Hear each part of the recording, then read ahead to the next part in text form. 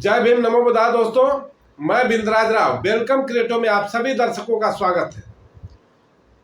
साथियों, तो आज हम लोग जानेंगे कि ये दुनिया को किसने बनाया, ये संसार को रचने वाला कौन है, ये दुनिया को क्या भगवान ने बनाया, वो भगवान कौन है जो किस्म किस्म का मजहब बना दिया, किस्म किस्म का देश बना दिया, किस्म किस्म की जाति बना दी। तो क्या ये सब रचनाकार ईश्वर है? आज हम जानेंगे इस भगवान के बारे में और इस दुनिया के बारे में।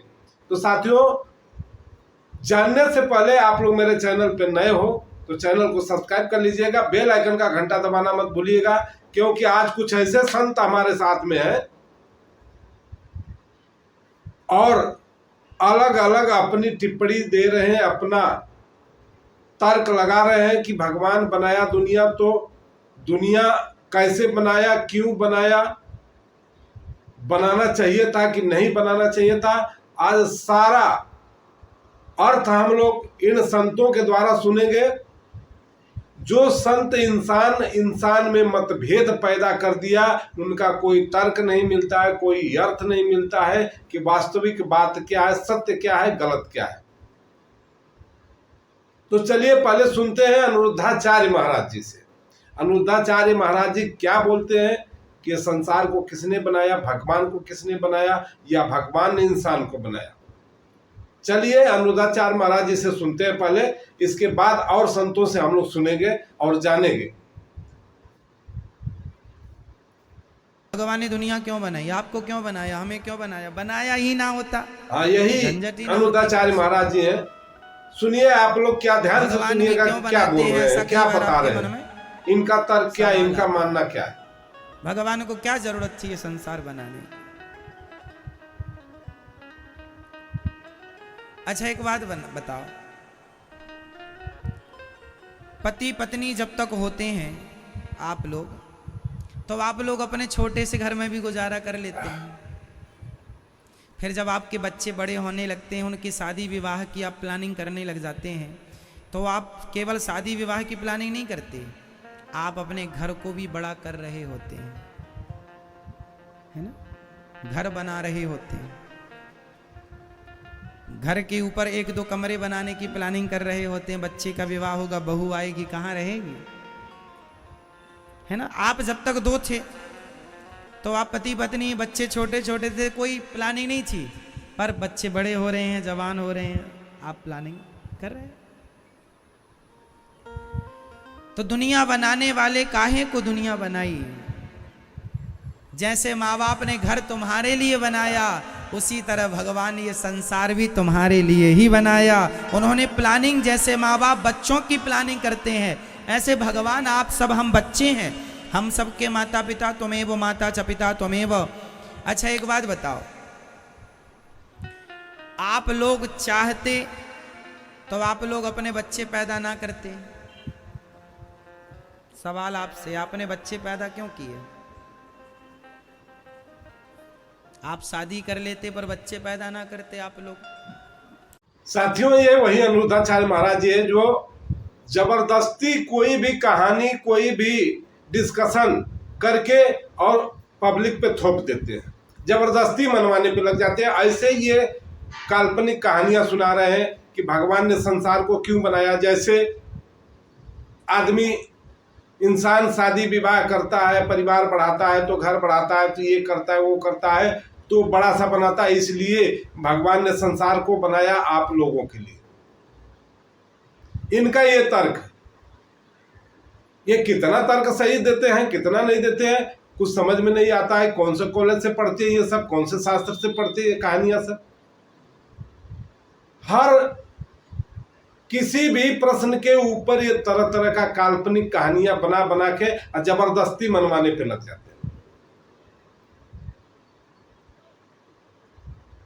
अभी एक संत हमारे साथ हैं, थोड़ा उनको आप लोग सुनिए, उनका क्या दृष्टि है भगवान के ऊपर, ईश्वर के ऊपर। क्या भगवान है या नहीं है, भगवान है तो कैसे है और क्यों बनाए संसार, थोड़ा इनको सुनते हम लोग।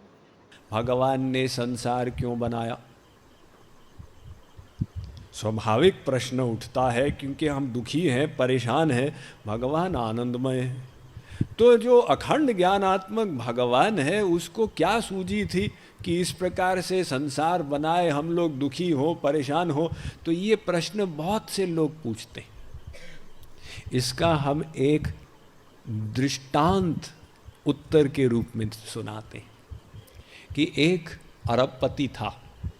हाँ बोलिए उसका महाराज जी, आगे इकलौता बोलिए बेटा आप। था, 15 साल का। वो अरबपति एक दिन ऑफिस से बाहर गया हुआ था टूर पर। बेटा ऑफिस में खेल रहा था, टाइम पास कर रहा था पिताजी के ऑफिस में। उसको एक 15 वर्ष पुराना समाचार पत्र दिखा। उसकी दृष्टि गई वहां पर एक हेडलाइंस थी, अरबपति ने एक अनाथ बच्चे को गोद लिया। उसका हृदय धक हो गया। ध्यान से पढ़ा, उसके पिताजी का नाम लिखा था। उसने कहा, क्या मैं गोद में लिया हुआ बच्चा हूं? जब पिताजी आए वापस कुछ घंटे के बाद, उसने कहा, पिताजी ये समाचार पत्र देखिए, इसमें क्या सही लिखा है? पिताजी बोलिए की महाराज जी, गर्दन आगे झुक गई। बोलिए आप। उन्होंने कहा, बेटा ये सही है, 15 साल पहले मैंने तुझे गोद लिया था, तू अनाथ था। बेटे का हृदय टूट गया। उसने कहा, पिताजी मैं आपसे प्रश्न करता हूं कि आपने मुझे गोद क्यों लिया? वो अरबपति ने बड़ा सुंदर उत्तर दिया। उसने कहा, बेटा मैं तो अरबों का मालिक हूं, मेरे पास कोई धन की कमी नहीं थी और धन से संसार का सभी कुछ खरीदा जाता है। मेरे पास किसी सामान की कमी नहीं थी, न ऐश्वर्य, न प्रतिष्ठा, न संसार की बोलिए महाराज जी, भोग आगे सामग्री। बोलिए आप। लेकिन मैं कमी अनुभव करता था कि मेरे पास कोई नहीं है जिसके साथ, जिसको मैं ये सब दे सकूं, जिसके साथ मैं ये सब बांट सकूं। तो मैंने तुझे इसलिए गोद लिया ताकि अपना सब कुछ मैं तुझे दे सकूं। उसमें जो सुख मिलेगा वो इसके उपभोग में नहीं मिलेगा। ऐसे ही भगवान तो परिपूर्ण है, आत्माराम है, पूर्ण काम है। साथियों, तो ये जोगीराज संत है। ये एक अपने काल्पनिक कहानी के द्वारा लोगों को समझा रहे हैं कि संसार कैसे बना, क्यों बना। इनका भी तर्क कुछ अलग ही है। ये काल्पनिक कहानियों के द्वारा सबको समझा रहे हैं, अपने भक्तों को, अपने अनुयायियों को। अभी हमारे साथ हैं एक संत दूसरे वाले, उनसे हम लोग सुनना चाहते हैं कि उनका क्या तर्क है। श्रीमान दीनवत्सल दास। कौन है? श्रीमान दीनवत्सल दास। ये क्या बता रहे हैं, थोड़ा इनका भी सुनते हैं हम लोग, फिर आगे चर्चा करेंगे।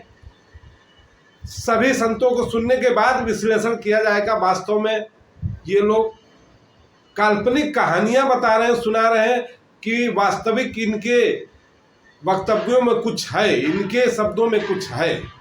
चलिए सुनते हैं इनको भी, दीनवत्सल साहब को। हरे कृष्ण। ये एक बहुत ही प्रसिद्ध प्रश्न है जो लोग कई बार करते हैं कि अगर हम सबको भगवान ने बनाया तो भगवान को किसने बनाया। तो आपके लिए ब्रेकिंग न्यूज़ है, भगवान ने हमको नहीं बनाया। हम यानी आत्मा वो बन नहीं सकती। ना जायते वा म्रियते वा कदाचिन, गीता 2 अध्याय 20वां श्लोक। आत्मा का जन्म नहीं हो सकता और ना ही उसकी मृत्यु हो सकती है। तो ऐसा कभी नहीं था कि हम नहीं थे और भगवान ने हमको बना दिया। जैसे ये मोबाइल फोन, आज से कुछ साल पहले ये मोबाइल फोन नहीं था और इस कंपनी को बनाने वाले ने इस मोबाइल कंपनी वाले ने इसको बनाया तो आज ये है और कुछ साल बाद ही नहीं रहेगा, ये पंच तत्व में विलीन हो जाएगा। लेकिन हमारे साथ, आत्मा के साथ ऐसा नहीं हो सकता, क्योंकि हम इस संसार के किसी तत्व के नहीं बने हैं। तो हम इन पंच तत्वों से नहीं बने हैं और ना ही 24 तत्वों से बने हैं, यानी किसी भौतिक तत्व से, मटेरियल एलिमेंट से आत्मा, स्पिरिचुअल कॉन्शियसनेस अलग है। भगवान दूसरे अध्याय के 12वें श्लोक में इस बात को समझाते हैं, ना त्वम इवाहम जातु नाशम, ना त्वम नेमे जनादिपाह, ना चैव न भविष्यामः, सर्वे वयम अथा परम। हे अर्जुन, ऐसा कोई भी समय नहीं था, नोट कीजिए, ऐसा कोई भी नहीं समय था पास्ट में, भूतकाल में, जब अर्जुन मैं नहीं था, तुम। तो साथियों, ये थे श्रीमान दीनवत्सल साहब। दीनवत्सल साहब का कहना है कि मानव को, इस आत्मा को किसी ने बनाया नहीं, इस संसार को किसी ने बनाया नहीं। एक मोबाइल का उदाहरण देते भी ये गीता का उपदेश देने लगे।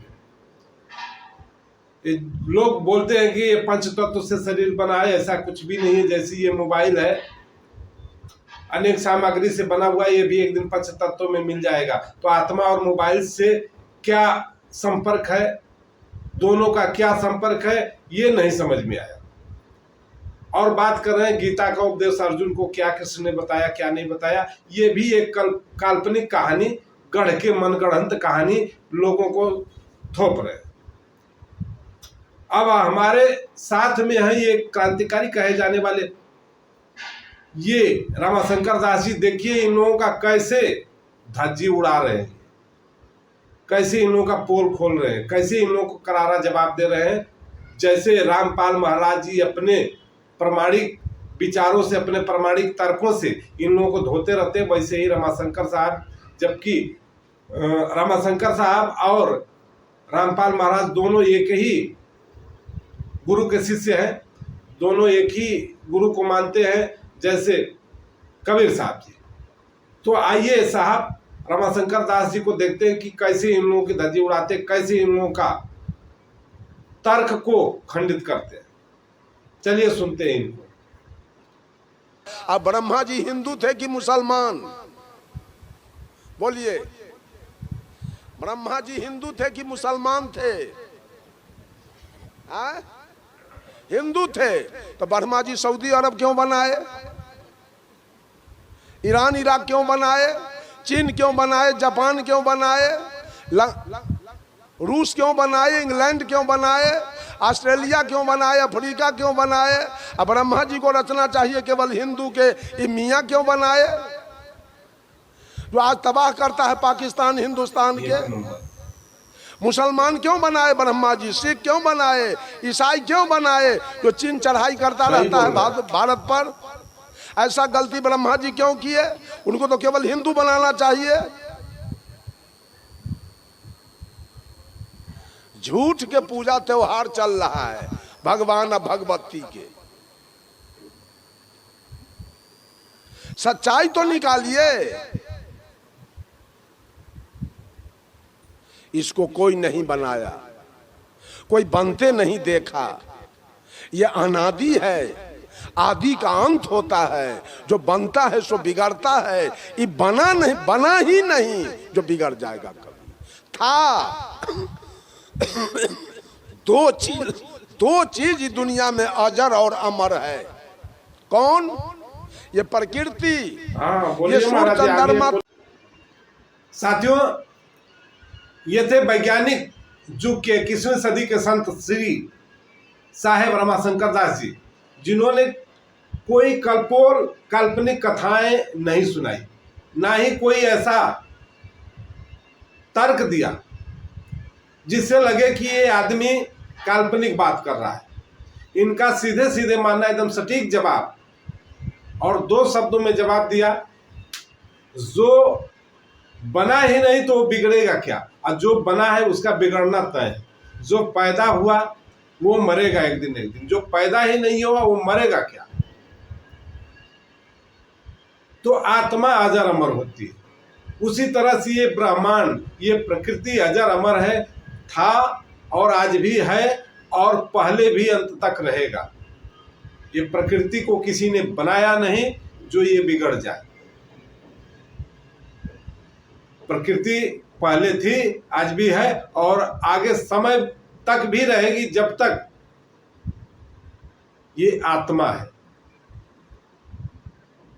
तो साथियों, रमाशंकर साहब का तर्क और इन कपोल काल्पनिक कथा कहने वाले संतों का तर्क कैसा था, आप लोग कमेंट बॉक्स में जरूर लिखिएगा। मिलते हैं अगले नेक्स्ट वीडियो में, तब तक के लिए धन्यवाद। जय भीम, नमो बुद्धाय, जय भारत, जय संविधान।